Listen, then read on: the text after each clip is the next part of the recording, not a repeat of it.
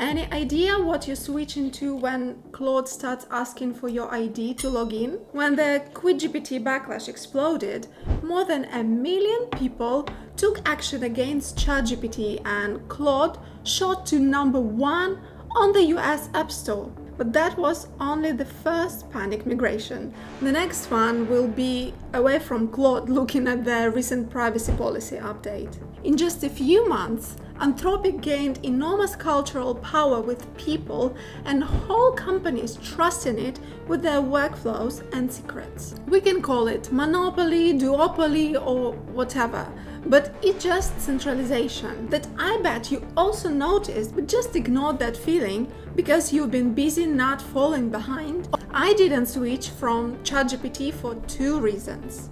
First, I was already using more than one tool. And second, the real problem was never ChatGPT versus Claude. The real problem is that most of us, individuals, freelancers, developers, creators, whole companies, have built our work inside a chat window owned by a company we don't control. Your notes, prompts, databases, startup business plans, vibe-coded apps are within one tool. And that feels fine until the terms change. And the terms always change whether you read them or not. But don't panic, I got you. And I'm not telling you to stay away from AI. If you think what a wonderful time to be alive and have any of these questions, this is what this video is about. And I came up with at least 6 safety measures for everyone using consumer AI. But first, let me open your eyes to a couple more things. So, Anthropic updated its privacy policy for Claude effective from 8th of July 2026. And most of the headlines are focused on the identity verification part, which we'll get to. But there's a quieter clause that got far less attention.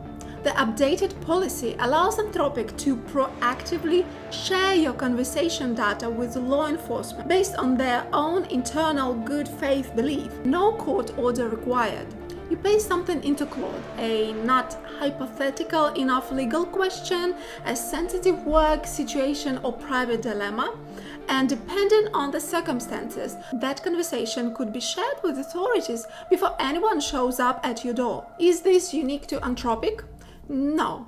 Most major AI providers have similar language buried in their policies. The whole industry works this way and most users have no idea. Did you know that? I learned about it through the United States versus Heppner case that I researched for my critical thinking series. Long story short, in February 2026, a US federal court ruled that conversations with Claude are not protected by attorney-client privilege.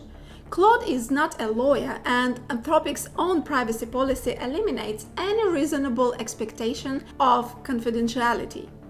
This doesn't mean every AI chat is automatically discoverable in every situation. The law is still developing, but the principle is pretty much clear. Don't trust AI chat window too much. Don't paste legal strategy into Claude. Trade secrets, business strategy, incident report, private negotiations, unreleased code, sensitive HR situations.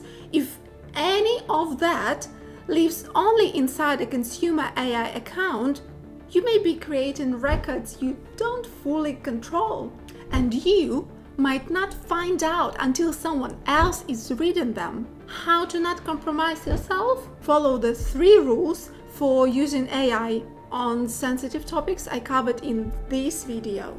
I also added them to the survival guide you can download for free with the link in the description. But that's not all.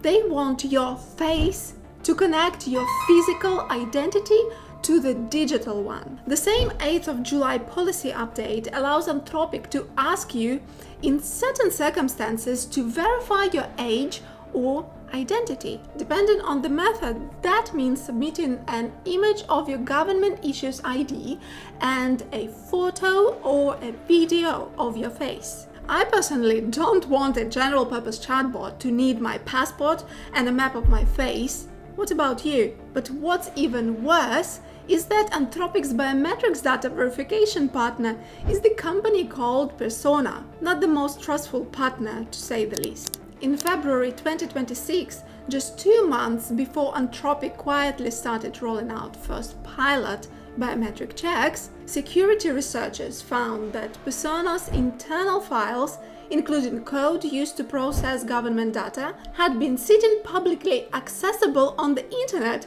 for anyone to download.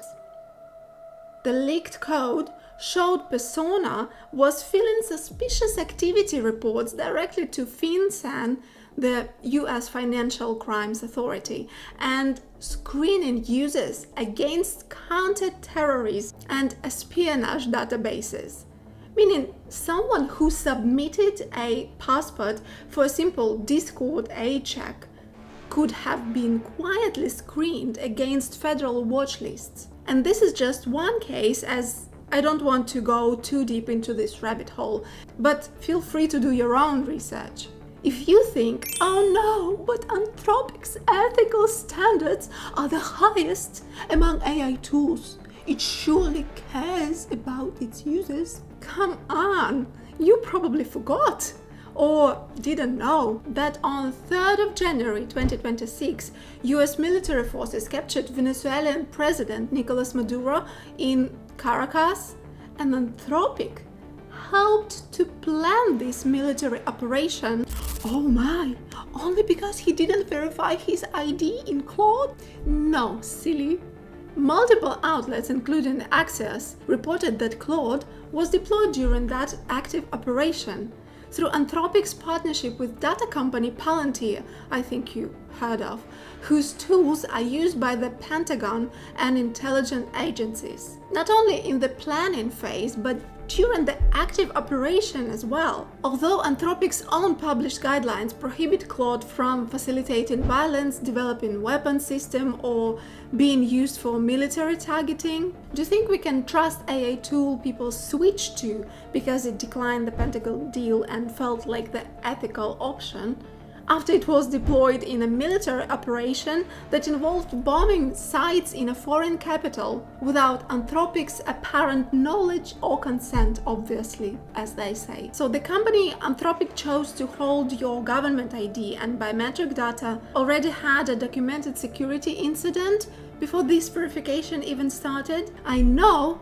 they say Persona doesn't use verification data for AI training and doesn't sell the personal data, but do I trust it? Actually, it is exactly why I never completed my LinkedIn identity verification. I decided I'm good without the badge when I saw what's being collected, who's collecting it, and what for. Ooh, and what about the most powerful Claude models, Fable 5 and Mythos 5? Anthropic launched them on 12th of June 2026, and on the same day, the US government ordered Anthropic to block Fable 5 and Mythos 5 from any foreign national, even foreign nationals inside the US, to which Anthropic had to disable those models for all customers. Do you connect the dots? Then they'll say not may in certain circumstances, but just to use Claude, every user needs to provide their passport, face scan, and prove their home address. Just make sure that the US technology is not being used by some foreign spies. They're making you a dependent addict, so when the price rises, the policy changes, or limits shrink, you have nowhere to go and keep using it. What happens in corporate now is a race to not fall behind. Claude is integrated aggressively, so developers stop writing documentation because the AI can explain the code on demand. Teams stop building onboarding guides because new hires can just ask. Managers stop keeping structured notes because the AI just summarizes everything. And at the same time, in the companies without AI strategy, there's shadow AI. When employees are using personal accounts to summarize confidential meetings, managers asking for help with HR issues, founders testing investor strategy, entire workflows forming around one tool nobody officially approved. So when one day the AI tool is unavailable, or the account is flagged, or the policy changes, or a model gets pulled, whatever, the team hasn't just lost a chatbot, they have lost their memory. That is the blast radius. A chatbot connected to nothing has a small blast radius, and an AI woven into your files, code bases, and your team's institutional knowledge has a much larger one. And if it all runs through one centralized provider, your entire operation has a single point of failure, wrapped in a beautiful, hyped-up interface, of course. AI should assist your work as a tool, but not replace actual thinking. But look, don't panic. It's still early and everyone is still figuring it out. But for sure, it's here to stay, and I'm not going to recommend deleting everything and stop using AI. That would be a bad advice. We need to stop using it in ways that make us trapped. So here's your survival guide, whether you stay with Claude, switch to another cloud tool, or start exploring something entirely different. Turn off training in your settings before anything else. Open Claude or any AI tool you're using really. Go to settings, find the privacy section and turn off use your data to improve or train AI. It takes like 20 seconds. This opts you out of having your conversations used for model training. Not every privacy concern disappears, but this is the easiest thing you can do right now. And most people have never done it. Own your knowledge, not just your chat. Your decisions, prompts, your project logic cannot only live in a chat window. When Claude helps you figure something out, that output needs to land somewhere you control. A doc, prompt library, or README. Export your conversations regularly from the privacy section, but also go further. Turn the most useful outputs into structured knowledge, summaries, templates, clean files in portable formats anyone can read. Your work should stay with you, not in a chat history that can disappear anytime. Build your no-go list. Decide in advance what never goes into any consumer AI chat. Not Claude, not ChatGPT, not any of them. A good no-go list includes ongoing legal situations, unreleased product plans, sensitive financial details, passwords, private conversations that could be damaging out of context, and anything you wouldn't want to read aloud in a courtroom. You call it paranoia? I call it boundary setting. People make bad privacy decisions when they are tired or in a hurry. A no-go list means the decision is already made before the pressure moment. I put together a checklist for you as a part of the survival guide doc. The link is still in the description. Limit access to limit damage. If an AI tool only needs to read one folder, don't give it your entire drive or device access. Or if an agent only needs to read documentation, don't give it write access to production systems. Grant AI access the way you would hand keys to a new employee on their first day.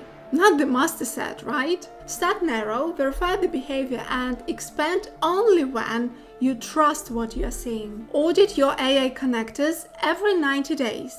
At some point, you connected an AI tool to your Google Drive, or email, or GitHub, and then you forgot about it. Every 90 days, go through your AI tools and check what is actually connected. Check OAuth permissions, integrations, revoke anything you don't actively use or recognize.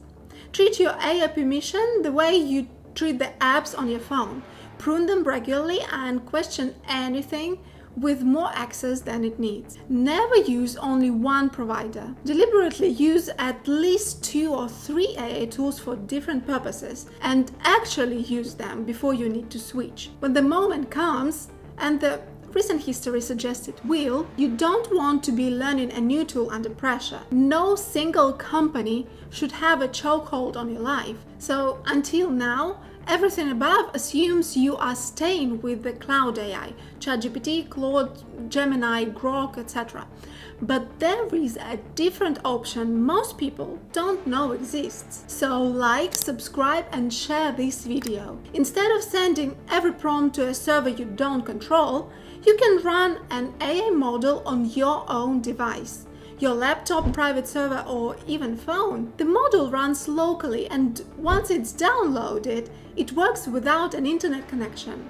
Your prompts don't need to leave your machine. This is not magic. Local models are generally less powerful than the strongest cloud models, so for complex coding, deep reasoning or large-scale work, you may still want the cloud tool.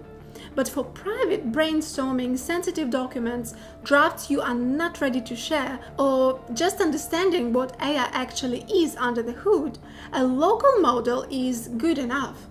Many local models are open source, meaning once you download an open source model, no company can revoke or update it without your consent or take it offline. The government directive that pulled Fable 5 overnight cannot touch a model already sitting on your hard drive. And the smartest setup is, as always, hybrid. Use ChatGPT, Claude and Gemini when you need best performance, but use a local model when the material is sensitive or private. And always know which one your data is actually going to. So what lesson did I learn from QuitGPT moment? Over 1 million people proved you can walk away from an AI tool, but walking away only works if your work is not trapped inside it. So use whatever helps you think, build and create, but don't worship any AI company as the ethical savior. Because Anthropic, OpenAI, Google, XAI are all companies navigating governments, investors, military contracts and policy pressure, so the goal is simple. Use the tools, keep your identity separate, and never let one AI company become the only place where your life, business and your company works. If this video made you think about your own AI setup, the like button generally helps more people find this. And I will see you in the next one.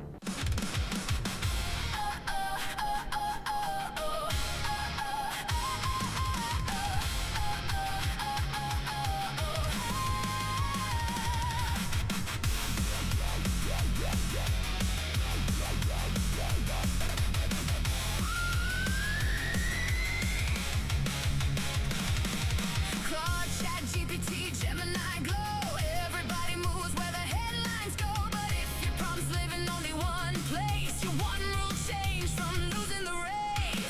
Where's your exit plan? Where's your backup key? Can your work move out when the tool says freeze?